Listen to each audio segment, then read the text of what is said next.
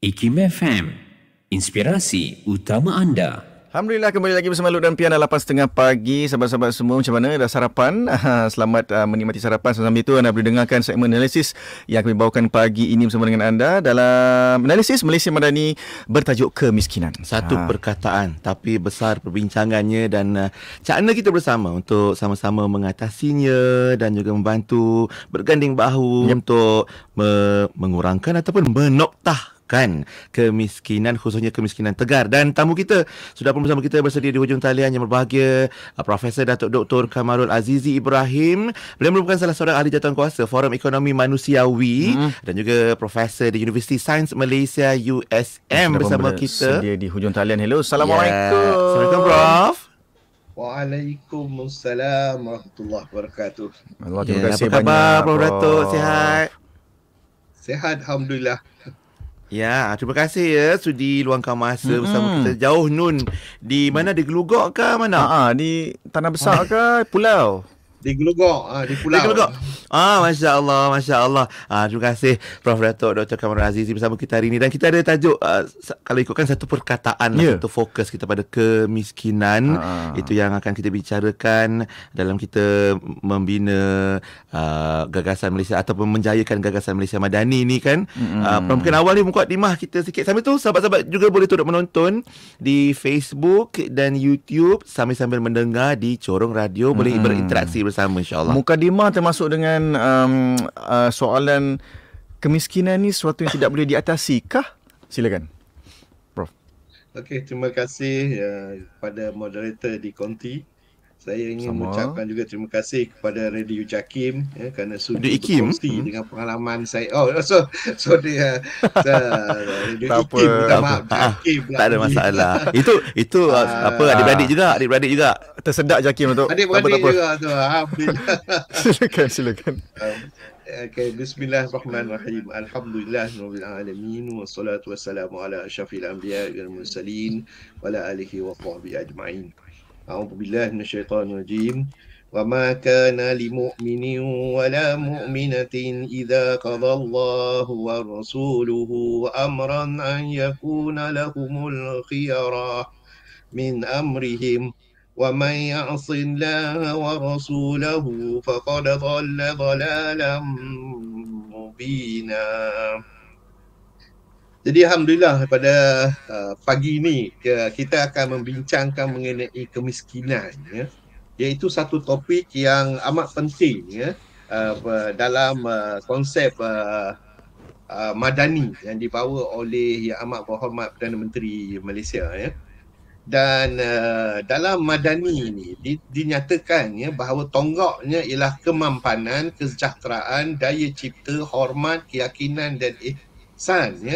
Dan kesemua rangka ini ingin kita bawa di dalam memperkukuhkan 8 keperluan negara, iaitu ekonomi, keuangan, perundangan, pendidikan, kemasyarakatan, budaya, bandar dan luar bandar. Dan keutamaan bagi kerajaan pada ketika ini ialah yang pertama ialah membasmi kemiskinan, iaitu adalah kalau kita memahami dan mengikuti perkembangan dunia yang dinamakan SDG, Sustainable Development Goal oleh United Nations. Ini juga adalah keutamaan yang pertama, iaitu membasmi kemiskinan. Jadi dalam hal ini kita kena faham, adakah mungkin untuk kemiskinan ini kita hapuskan ataupun kita hilangkan begitu saja? Inilah dia satu perkara yang kita perlu faham. Kita boleh kemiskinan ini ditakrifkan dengan banyak perkara. Kemiskinan relatif, kemiskinan kekal, kemiskinan macam-macam lagi kemiskinan. Tapi satu perkara yang kita kena jelas ialah kemiskinan ini bukanlah satu perkara absolut. Dia bukan satu perkara absolut, tetapi dia lebih kepada tahap perbandingan keadaan ataupun status individu atau masyarakat, iaitu di mana kedudukan seseorang itu, sama ada dia individu atau masyarakat. Saya bagi contoh apa yang saya maksudkan dengan tahap perbandingan itu.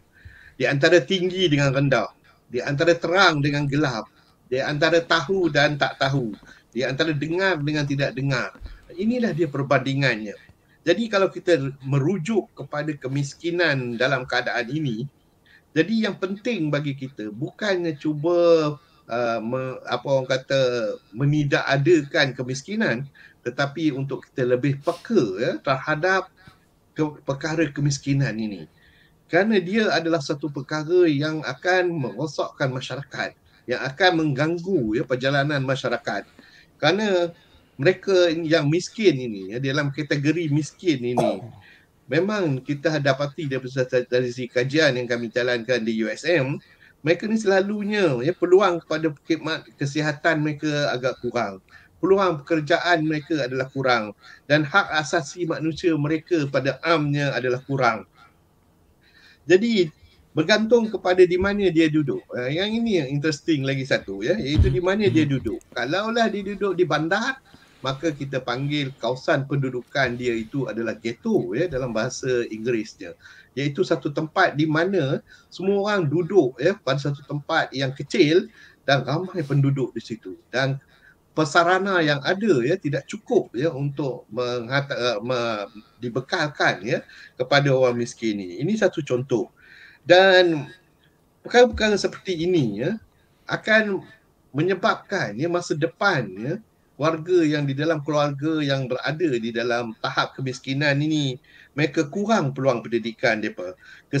Ketidakstabilan ekonominya akan menyebabkan mereka mengganggu dan mereka akan menyebabkan konflik sosial later. Dan ketidaksetaraan dalam ini berpunca daripada ketidaksetaraan dalam distribusi sumber yang ada ya di dalam kawasan itu.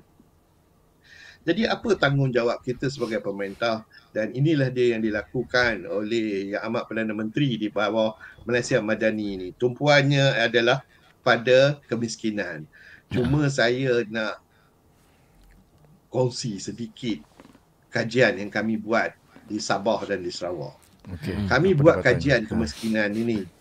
Ya, kami buat kajian berdasarkan kepada kajian kami telah tetapkan ya bila dikatakan miskin tu apa. Dalam Al-Quran Allah dalam surah At-Taubah diberitahu ya kemiskinan ialah orang yang pendapatan dia sama dengan pembelanjaan dia. Dan ada lagi satu kategori di bawah kemiskinan iaitu orang fakir, iaitu pendapatan dia kurang daripada apa yang dia perlukan. Mampu. Jadi kita dapati kami menggunakan konsep ini untuk sebahagian daripada kajian SDG.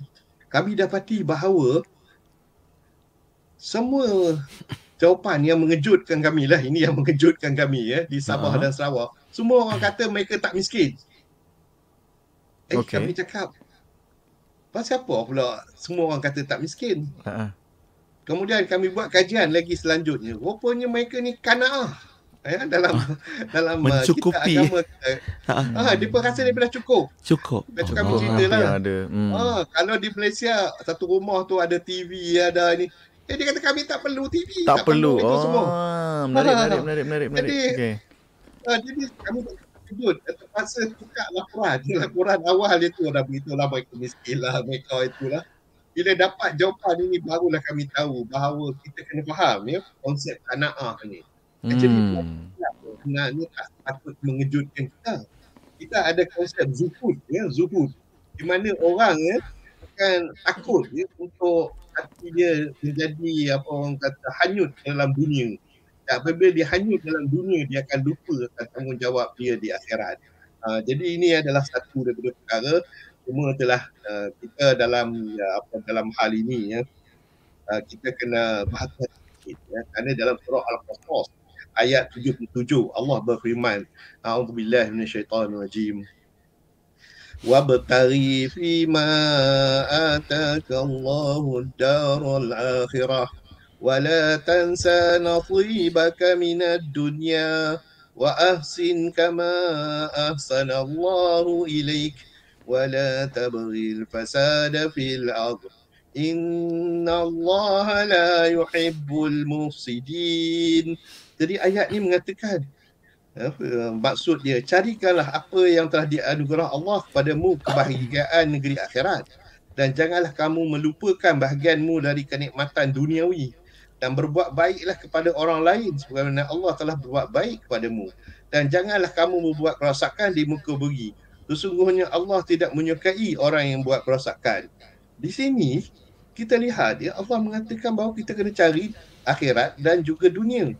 Jadi ramai orang berkata, adakah bermakna kita kena buat 50-50? 50-50 buat dunia, 50-50 lagi kita buat akhirat. Jadi rupanya perkara ni juga dibincang oleh orang mufassir kita, iaitu sebagai contoh Qurtubi, Ibnu Kathir membincang perkara ni. Dia kata bukan, itu bukan maksudnya. Dan ramai orang yang salah faham dari segi maksud ini. Mengikut Qurtubi dan Ibnu Kathir, apa yang dimaksudkan di sini ialah kita hendaklah menggunakan dunia itu untuk perjalanan kita ke akhirat. Wallahu a'lam. Baik, terima kasih Prof untuk mukadimah yang cantik sebentar tadi. Betul, dalam Islam fakir dengan miskin pun berbeza kan Prof kan. Dan tadi bila Prof sebutkan tentang bersifat qanaah atau rasa cukup itu, teringat ada kata-kata Sa'ad Abi Waqqas pernah menyebutkan, katanya bila kita berdoa minta kaya, jangan lupa doa sekali minta qanaah. Sebab kalau tanpa qanaah, orang banyak duit mana pun belum tentu kaya. Tak cukup nak jadi kaya kan. Jadi bila ada qanaah ni, insya-Allah macam Prof sebutkan tadi, apa ada kita rasa cukup aja. Cuma bila cerita tentang kemiskinan, bila yang Berhormat Perdana Menteri pun pernah menyebutkan azam beliau untuk menoktahkan miskin Tegar ni, macam mana Prof nampak sedikit sebanyak peranan kerajaan juga dan semua pihak lah untuk menoktahkan kemiskinan Tegar tu? Di sini kita kena tahu apa yang dimaksudkan oleh Yang Amat Berhormat Perdana Menteri ialah dia dikatakan dimaksudkan kemiskinan tersebut ialah dari sudut basically individu atau masyarakat itu masih mendapat apa yang diperlukan. Maksudnya dia merasa qanaah bukan kerana dia miskin.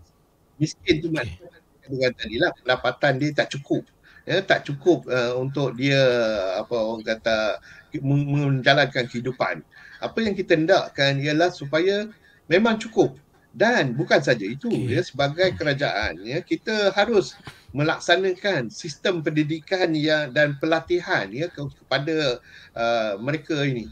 Dan kita kena pastikan dia sama. Maknanya sebagai contoh, orang bandar dia akan ataupun yang mempunyai income yang cukup tinggi dia akan ada tuition untuk anak-anak dia. Jadi kita kena provide perkara yang sama untuk orang yang tak ada duit ni. Kalaulah dalam kes orang yang berada itu, dia akan menggunakan duit sendiri.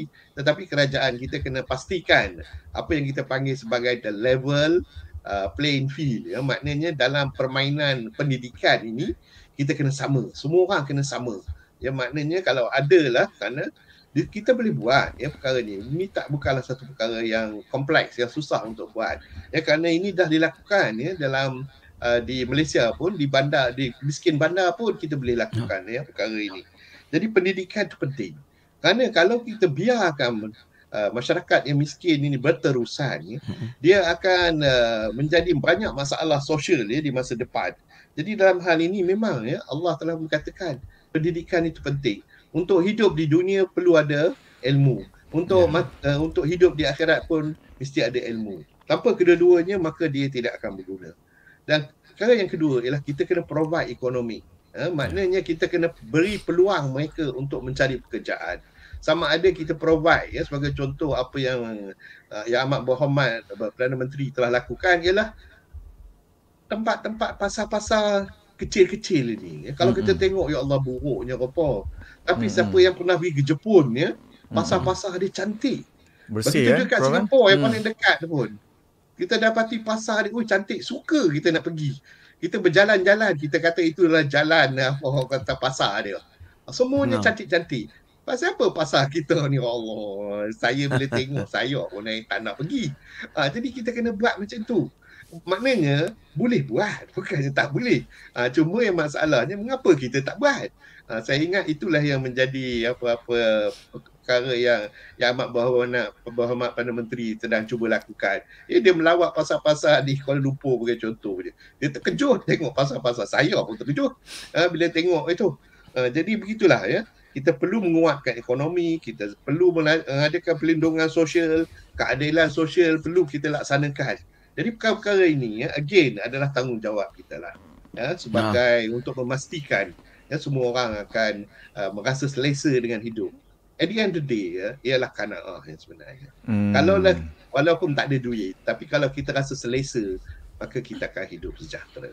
InsyaAllah. Bila Prof sebut tadi tentang pendidikan kan, maksudnya memang perlulah pendidikan tu ada dalam diri kita, Prof kan. Saya teringat satu cerita dekat luar negara lah. Ada seorang ni sebab terlampau miskin, dia sanggup curi $1 semata-mata untuk masuk penjara, sebab di sana ada disediakan bermacam-macam kemudahan. Tapi kita tak nak sampai jadi macam tu. Kan Prof kan? Sekejap lagi kita cerita macam mana pula peranan masyarakat lah bila usaha dah mula. So jadi masyarakat pun perlulah sama-sama membasmi, membanteras kemiskinan ini bersama-sama. Kejap lagi kita sama, kita nak berehat kejap Prof dan sahabat-sahabat sekalian. Jangan ke mana-mana. So setia mendengarkan kami di IKIM FM, inspirasi utama anda. Allahumma salli ala Muhammad طب القلوب ودوائها وعافية الأجساد وشفائها ونور الأبصار وجلائها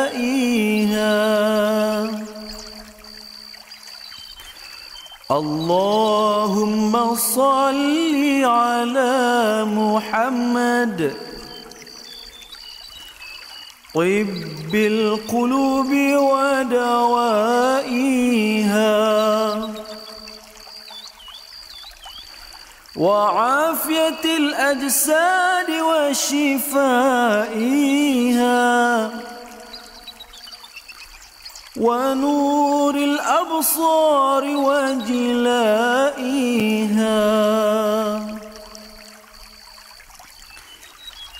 اللهم صل على محمد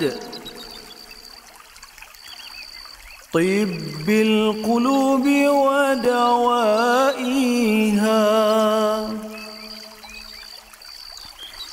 وعافية الأجساد وشفائها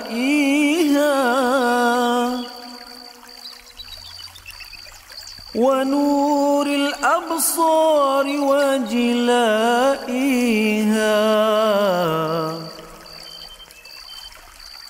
وعلى آله وصحبه وبارك وسلم. Mengerjakan umrah dan fardu haji, pelancongan pelbagai destinasi, untuk perkhidmatan efisien yang mesra, DH Travel untuk anda.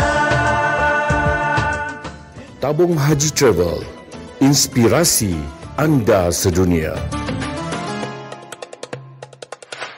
Cikgu Halim, buku pendidikan dan peradaban dah baca? Belum. Best ke? Memang best. Cerita pasal hubungan pendidikan dengan peradaban ada 5 topik penting. Dari pandangan alam sampai cabaran nilai digital sekarang. RM20 aja.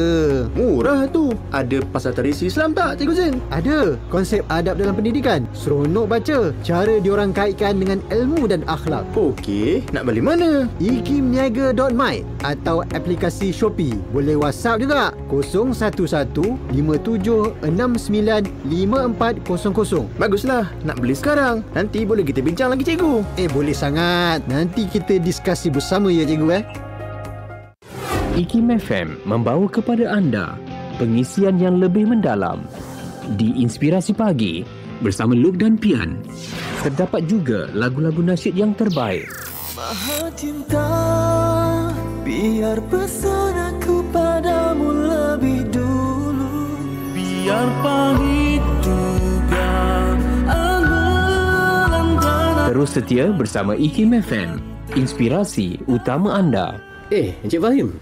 Ada dengar tak IKIM FM nak terbitkan pelbagai rancangan khas Ramadan tahun ni? Ada peluang tau untuk kita jadi penaja. Serius ke Encik Imran? Bagus tu. Jomlah kita sertai dan semarakkan bulan Ramadan yang penuh berkat ni bersama IKIM FM. Macam mana nak jadi penaja? Tenang je Encik Fahim. Kita hubungi je nombor ni 017-345-2564 atau 012-686-9236. Terbaik. Produk kita pun boleh sampai kepada lebih sejuta pendengar. Apalagi, jom kita sertai sebagai rakan penaja dan menjadi sebahagian dari pengalaman Ramadan yang bermakna bersama IKIM FM. Perlis, Kedah dan Langkawi 89.0 FM.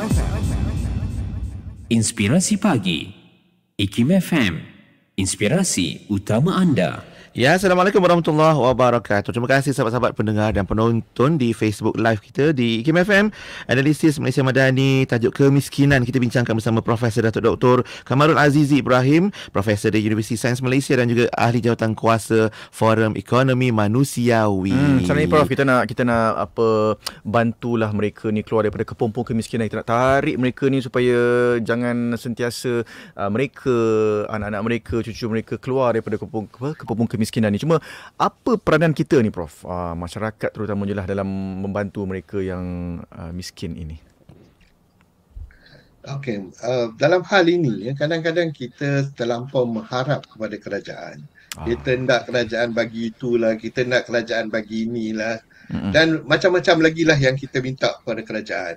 Tetapi kita selalu lupa pada diri kita sendiri. Kerana kerajaan itu duduk ke atas. Jadi bila dia tengok daripada atas tu mungkinlah dia nampak. Kadang-kadang dia tak nampak. Orang yang akan nampak yang sebenarnya adalah kita, iaitu masyarakat madani. Jadi ini dia pentingnya kita ni, tanggungjawab kita. Tanggungjawab kita kenal siapakah dia jiran kita. Dia boleh dah makan ke tak boleh makan ke. Rasulullah pun beritahu jangan kita dah orang kata tidur perut kenyang tapi jiran kita perut dia lapar. Jadi yang ini yang masalah kita sekarang ni, iaitu kita tak bertanggungjawab pada masyarakat kita.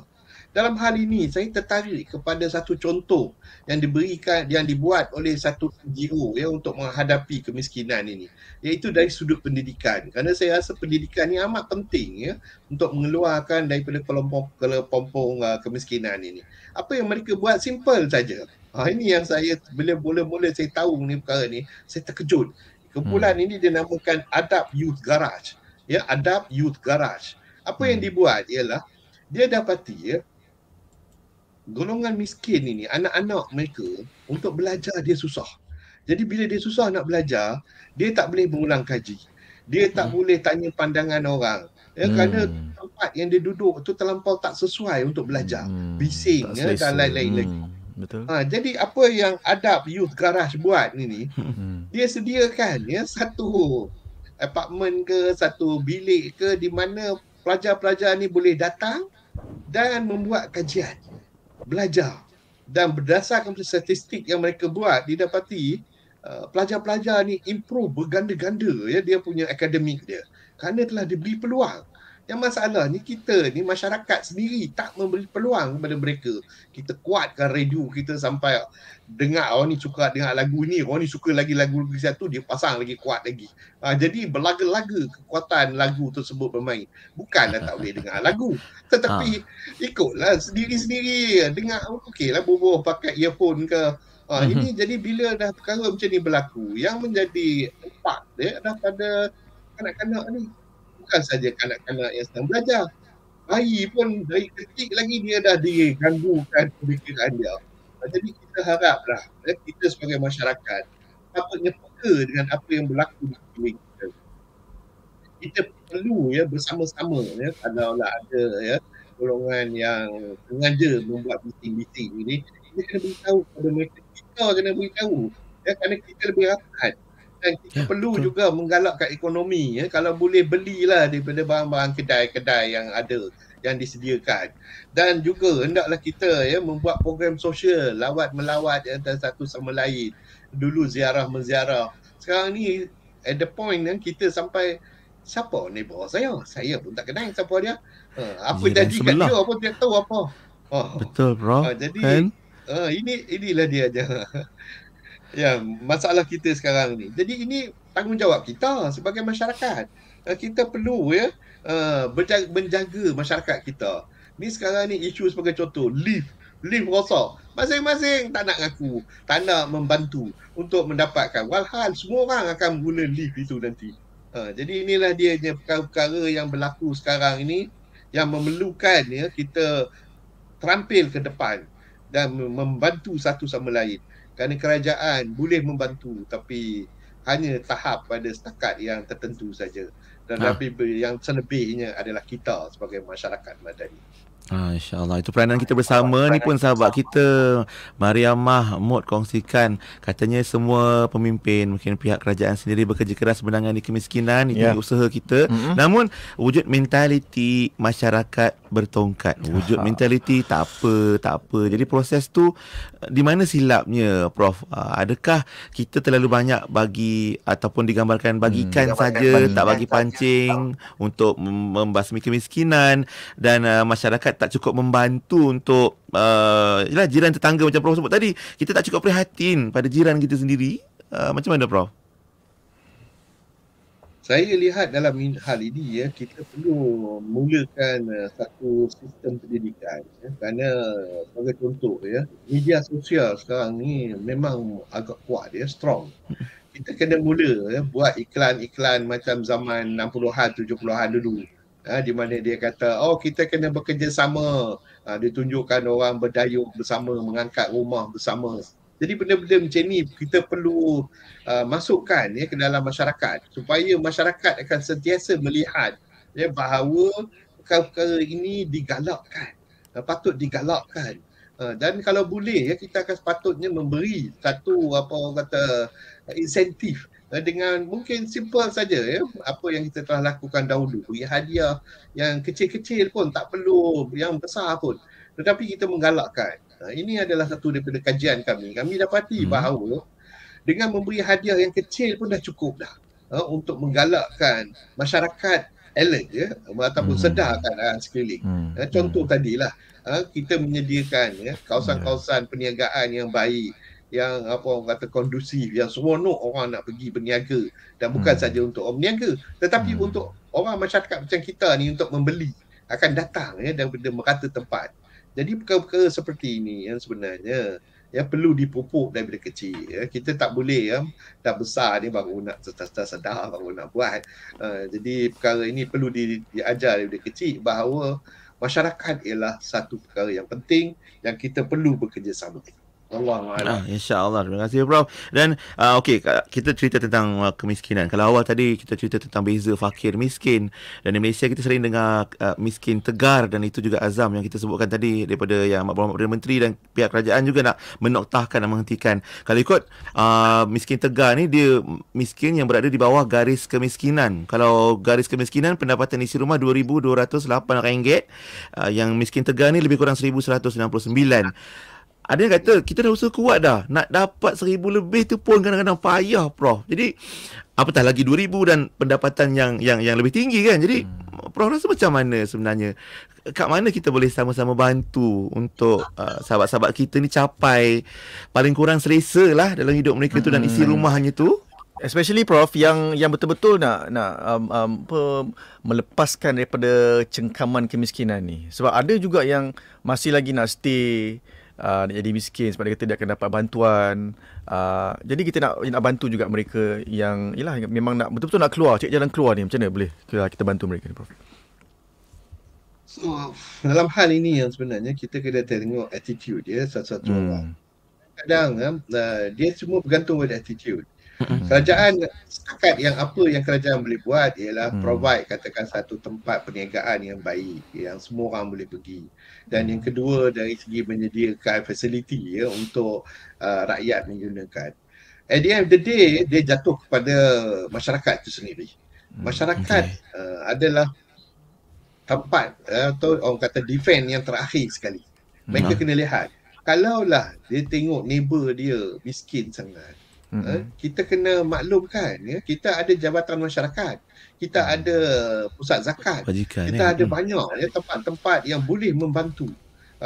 Dan tempat-tempat ini bukan saja ada wang, ada macam-macam. Sebagai contoh, saya Masya Allah telah pernah menjadi pengurusi lembaga pengarah zakat. Duit zakat banyak. Jadi tapi itulah kita dapati bahawa walaupun mereka diberi zakat, ada setengah tu menganggapkan itu adalah satu kewajipan untuk kita bagi. Bukannya kita bagi zakat itu supaya mereka berubah daripada keadaan miskin kepada keadaan yang lebih baik lagi. Dan kita cakap dalam zakat ialah kita hendak daripada menerima, kita hendak dia memberi zakat. Adakah ini satu perkara yang mustahil? Tentu tidak. Kita lihat bagaimana apa yang berlaku di zaman Umar Abdul Aziz, salah seorang khalifah di zaman Rasulullah. Dia collect zakat sampai dah tak ada siapa dia nak bagi. Dia kata orang semua dah tak nak zakat dah, duit zakat. Dia kata kerana kami walaupun mereka miskin, mereka dah the concept of qanaah, mereka dah rasa dah cukup, tak perlu lagi dah. Yang masalah kita sekarang ni bila dia rasa bahawa itu satu kewajipan kerajaan untuk beri kat dia. Ini satu konsep yang salah dan kita perlu perbetulkan bahawa at the end of the day Rasulullah kata usaha daripada tangan kita adalah lebih baik. And untuk maklumat kita juga untuk ni ada semasa hijrah Rasulullah dia buat 3 perkara. Dan 3 perkara ni 2-nya selalu kita mention bila kita berbincang mengenai hijrah. Yang pertama ialah Rasulullah membina masjid untuk menjaga akidah kita. Yang kedua, dia membuat perjanjian dengan bukan Islam, iaitu Sahifah Madinah. Tapi ada yang ketiga yang kita selalu tak sebut, iaitu Rasulullah membina pasar. Dia membina pasar. Kan, pasal apa yang Rasulullah ni nak bina pasar? Rupanya bila sahabat-sahabat ini berhijrah ke Madinah, mereka semua miskin. Ni faham tak? Mereka semua miskin. Jadi ramai sahabat-sahabat pergi ke jumpa Rasulullah. Ya Allah, ya Rasulullah, kami ni dah miskin. Harta kami semua dah tinggal dekat Mekah. Jadi Rasulullah kata, kalau macam tu, pergilah ke pasar-pasar Yahudi. Tetapi macam mana kami nak pergi ke pasar Yahudi, ya Rasulullah? Dia kata, mereka menjalankan riba. Kami tak boleh buat riba. Dah turun ayat Quran yang mengatakan tak boleh buat riba. Dan Rasulullah kata, okey, kalau macam tu, lepas dia sembahyang asar, dia pergi keluar, dia pergi cari satu site untuk buat pasar. Dan pada ketika itu, dia memberitahu bahawa apa saja yang dilakukan untuk kehidupan, itu adalah ibadah. Yang pentingnya kena ada niat dan membuat mengikut apa yang ditetapkan oleh Allah. Jadi that is the first time yang kita lihat bagaimana Rasulullah menyelesaikan satu masalah kemiskinan ini. And semua sahabat-sahabat menjadi kaya lepas itu. Kerana mereka mengikut sistem riba. Sistem riba ni, walau macam mana pun, you takkan menjadi kaya dengan cepat. Inilah dia ni masalah yang kita hadapi sekarang ni. Allah. Masya Allah, bila Prof sebut tadi pasal pasar tu, mesti ramai sahabat kita yang pernah menunaikan umrah ataupun haji, yang pernah menziarahi Madinah. Memang di sebelah Masjid Nabawi tu biasanya akan ditunjukkan di mana kedudukan pasar tersebut, yang mana menjadi titik tolak pembangunan atau pembinaan ekonomi umat Islam. Dan sampai sekarang kita mewarisi insya-Allah satu muamalah yang sangat bermanfaat. Okey, Prof, kita nak berehat kejap lagi kita cerita. Sebab ada sahabat kita macam double A nama je ni, dicadangkan letak seorang dua orang yang berada, orang kaya di tengah-tengah orang yang kurang. Dan minggu lepas pun Prof Dr. Saadiah Muhammad pun menceritakan juga tentang kesenjangan ekonomi. Macam mana kalau kita cerita orang yang kaya, orang yang miskin mungkin dengan ujiannya, kita nak dapatkan jurang ekonomi antara yang kaya dan miskin. Adakah ini mampu menjadi solusi, Prof? Okay. Nanti kita sambung mengurangkan julat kesenjangan antara kaya dan miskin. Mungkin lepas ni ada input-input daripada Prof. Sama-sama kita dengarkan. Baik, jadi sekarang kita berehat sekejap, kembali selepas ini hanya di Inspirasi Pagi. IKIM FM, inspirasi utama anda. Bismillahirrahmanirrahim. Hasbiyallah la ilaha illahu عليه توكلت وهو رب العرش العظيم. حسبي الله لا إله إلا هو عليه توكلت وهو رب العرش العظيم وهو رب العرش العظيم. حسبي الله لا إله إلا هو عليه توكلت وهو رب العرش العظيم وهو رب العرش العظيم حسبي الله لا إله إلا هو عليه توكلت وهو رب العرش العظيم وهو رب العرش العظيم حسبي الله لا إله إلا هو عليه توكلت وهو رب العرش العظيم وهو رب العرش العظيم حسبي الله لا إله إلا هو عليه توكلت وهو رب العرش العظيم وهو رب العرش العظيم.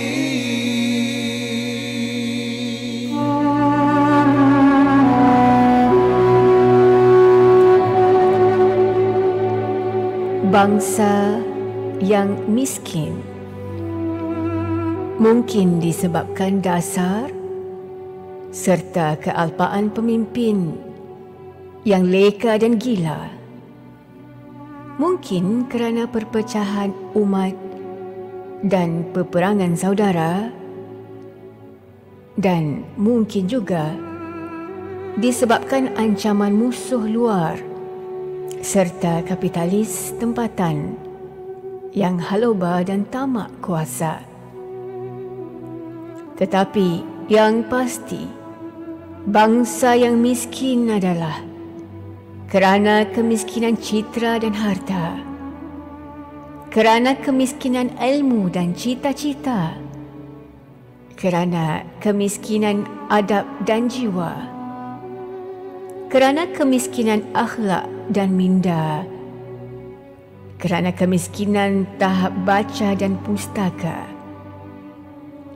kerana kemiskinan sikap dan budi bahasa, kerana kemiskinan tindakan dan prasarana, kerana kemiskinan gagasan dan gerak kerja, kerana kemiskinan memberi dan hanya menerima, kerana kemiskinan sedekah dan doa, kerana kemiskinan amal soleh dan takwa, kerana makna kemiskinan bangsa bukan hanya serba kekurangan barangan, keperluan hidup dan tidak berharta, malah kekurangan hasrat, kehendak, ilmu, kaedah dan kudrat untuk menapak maju, kaya, sejahtera dan mulia.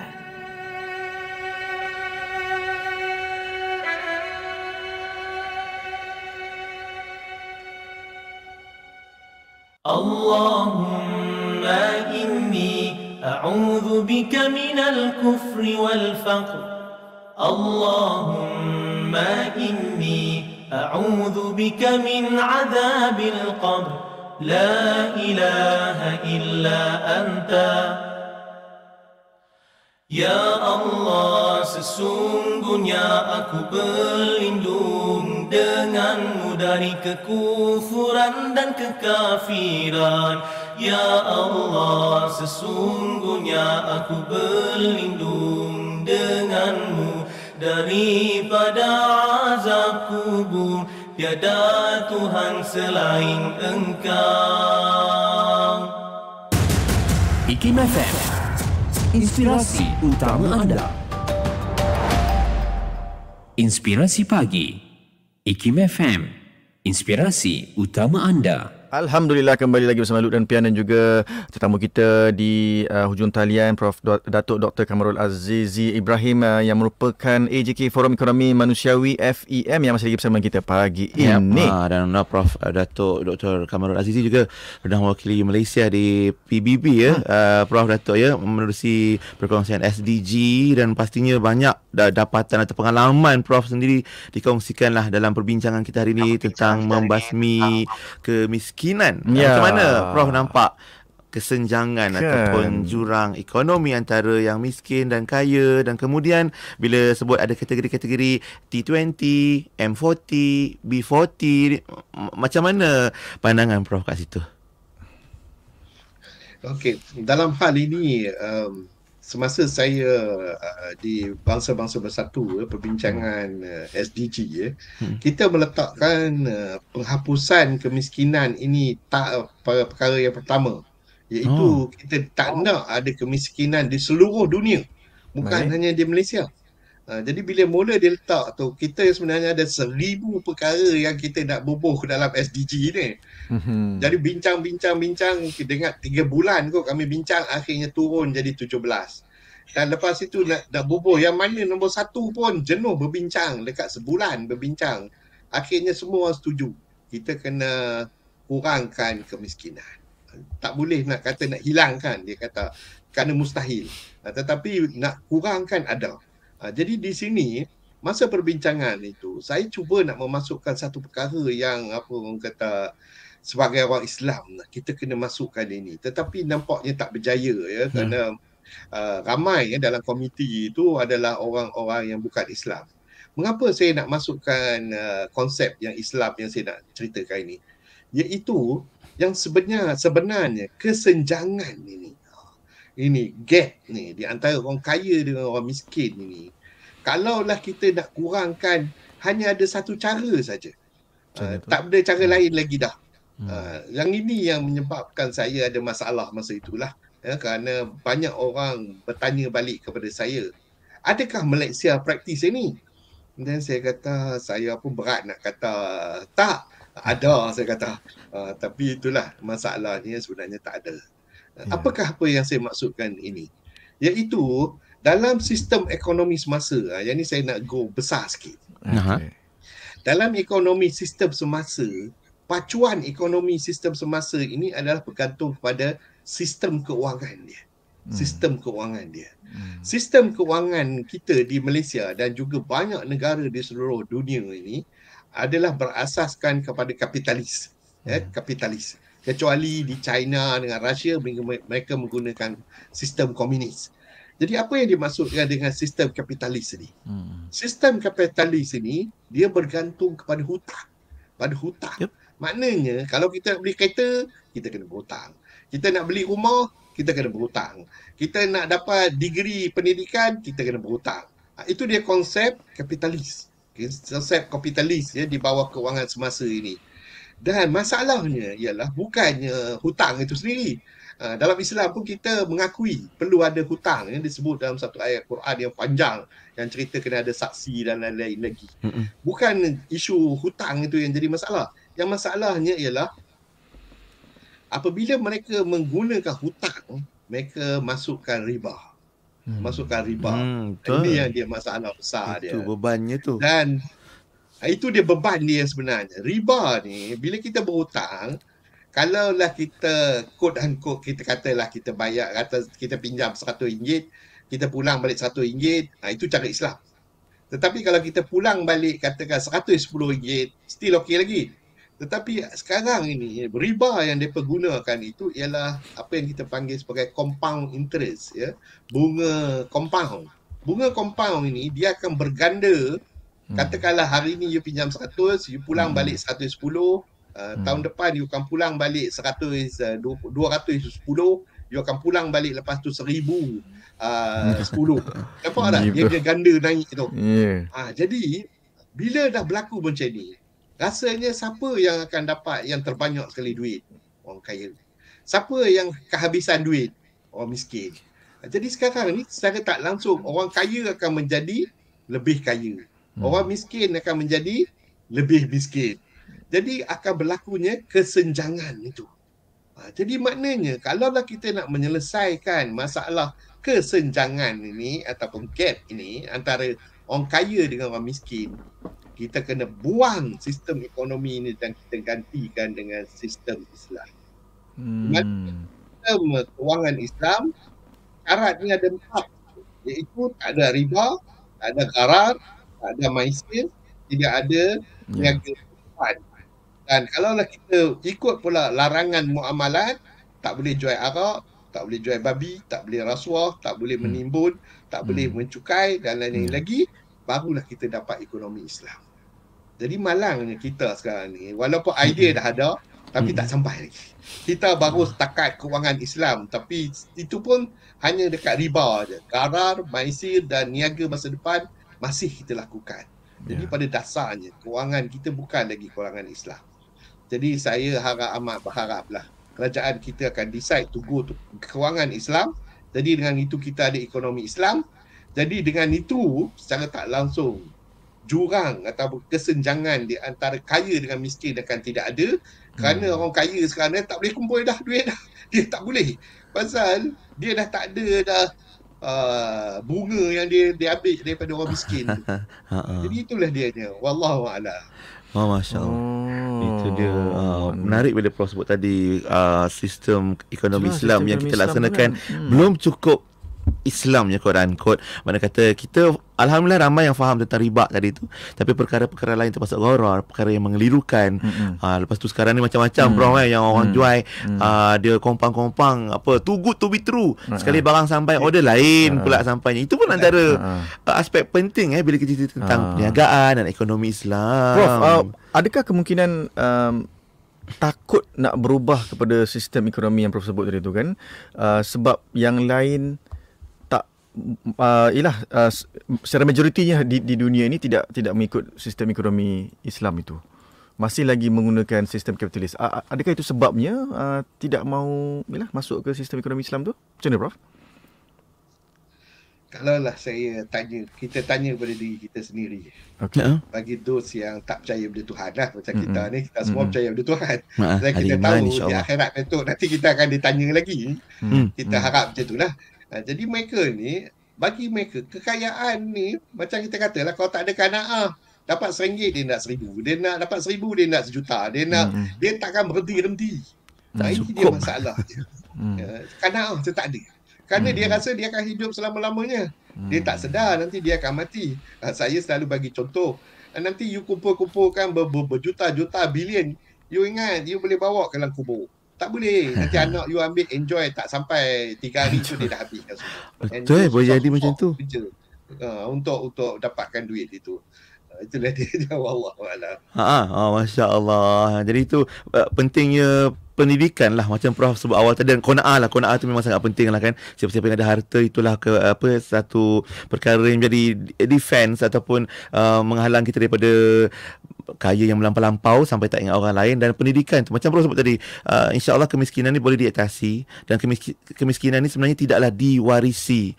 Ada orang mungkin datang daripada keluarga miskin, tapi atas apa yang mereka lalui waktu dulu, dia jadi motivasi untuk jadi senang dan kemudian dapat membela keluarga, dapat memberi manfaat pada masyarakat. Macam mana Prof nampak, dan mungkin sebagai kesimpulan di hujung dikongsikan, sangat penting pendidikan itu sendiri supaya kita dapat keluar dari kepompong kemiskinan dan kemudian kita boleh bantu orang lain pula. Bukan sekadar kita seorang-seorang kaya, Prof. Dia nak break the cycle tu.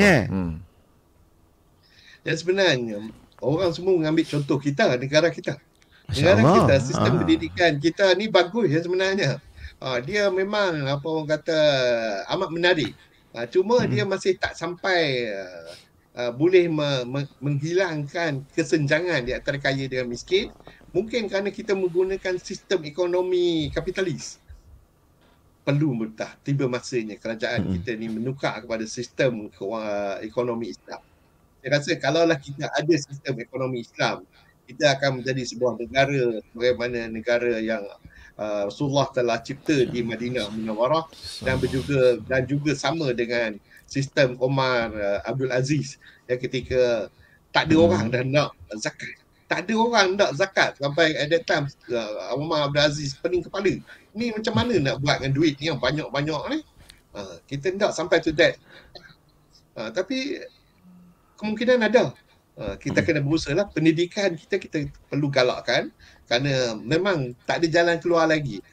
Saya suka tadi apa orang kata puisi yang dibaca sebelum masa kita berehat tadi. Masya Allah cantik. Bolehkah saya dapat transkrip dia? Saya suka itu. Nanti kita minta Hajar Fairuz Nordin hantar. Minta maaf lah, saya sebagai penceramah berkongsi pun nak minat juga. Saya tengok cantik sangat. Kan? Dia punya puisi tu kan. Mungkin insya-Allah nanti kita pesan dekat Hajar Fairuz, kita punya pengurus yang biasa membaca puisi itu, nanti kita send kat Prof. Tapi itulah ceritanya mana boleh keluarkan newspaper front page. Kan boleh dipikirkan, boleh diusahakan jugalah. Dan satu lagi mungkin satu persoalan tentang kalau kita ada, maaf kalau kita duk sebut-sebut tentang golongan-golongan atau kategori ni T20, maknanya yang mereka yang berada lah, yang ada kemampuan atau kekayaan. Apa kesan kalau kemiskinan itu berlaku? Adakah kesan kemiskinan itu pada golongan T20 ke depa ni tak kes? Sebab dah jauh jurang tu. Jadi yang ini selalunya orang yang kaya-kaya ni ingat mereka tak ada kesan pada mereka. Memang semua orang duk fikir macam tu. Tetapi yang sebenarnya kalau dia fikirkan dari segi dinamik sistem masyarakat, mereka akan dapati ada banyak isu yang akan timbul. Pertama, ketidakstabilan sosial. Just imagine neighbor kita bawa motosikal saja pergi kerja.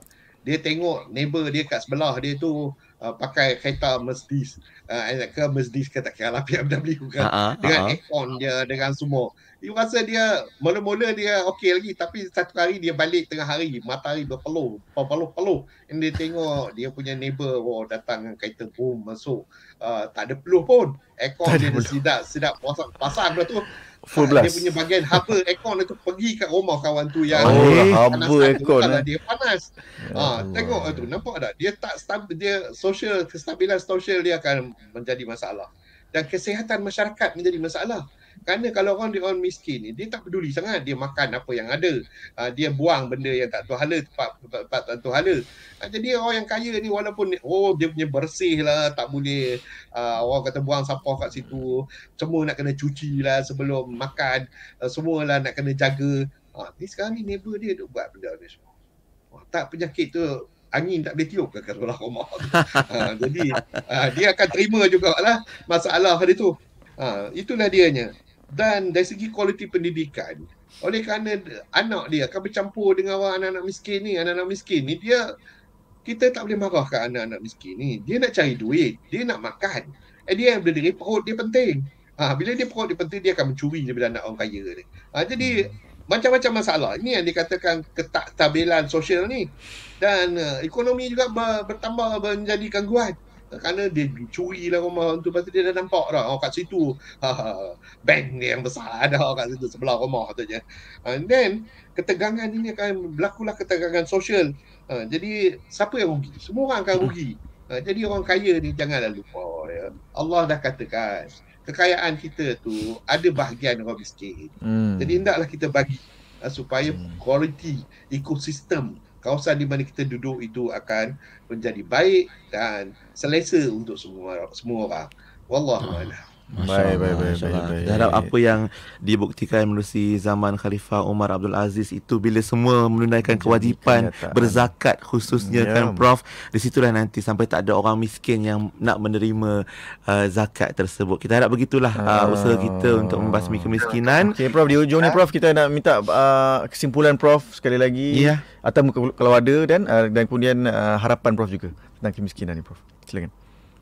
Okey, saya sendiri yakin kerajaan yang ada adalah satu kerajaan yang memang mempunyai peranan yang baik, dan saya yakin dengan properly mengikut apa yang Allah telah tetapkan dan meninggalkan apa yang Allah larangkan, iaitu sebagai contoh dalam hal kemiskinan ini, kita boleh selesaikan hanya setakat qanaah saja. Jadi kita tak boleh basically nak jadikan dia kosong, tak boleh. Jadi setakat qanaah.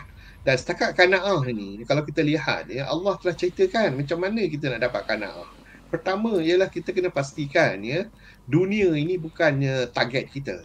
Dunia ini bukan target kita. target kita ialah akhirat. Jadi apa yang kita lakukan mestilah berasaskan kepada akhirat. Bukannya untuk mendapat kemewahan dunia. Dalam maqasid syariah telah dijelaskan, ya, hanya ada 5 perkara je yang kita perlu beri tumpuan. Yang selebihnya itu tak perlu sebenarnya, kerana kita tak perlu ambil pun sebenarnya. Jadi inilah perkara-perkara yang kadang-kadang kita kena highlightkan dalam medsos dan lain-lain tempat, supaya dengan itu kita akan dapat hidup bersama-sama dengan sejahtera. Dan harapan saya lah, saya nampak kerajaan kita ni kalau diteruskan, saya harap akan berteruskan sampai 3 ke 4, 5 penggal supaya perkara ini dapat dilaksanakan dengan baik dan efisien. Wallahualam. Baik. Nah, insya-Allah kita doakan semoga semuanya baik-baik saja dalam usaha dan azam kita untuk membasmi kemiskinan dan mencapai negara yang sejahtera, insya-Allah. Untuk waktu ini terima kasih banyak Prof atas perkongsian ilmu. Moga-moga kita dapat belajar sesuatu hari ini, insya-Allah. Insya-Allah ada rezeki nanti Prof mai sini pula kita on air live dari Konti IKIM FM. Insya-Allah. Terima kasih Prof. Jumpa lagi. Assalamualaikum. Alhamdulillah, itu dia tamu kita hari ini yang berbahagia, Profesor Datuk Dr. Kamarul Azizi Ibrahim, yang merupakan Profesor di Universiti Sains Malaysia dan juga Ahli Jadualkuasa Forum Ekonomi Manusiawi. Baik, sahabat semua, kita nak berehat kejap tapi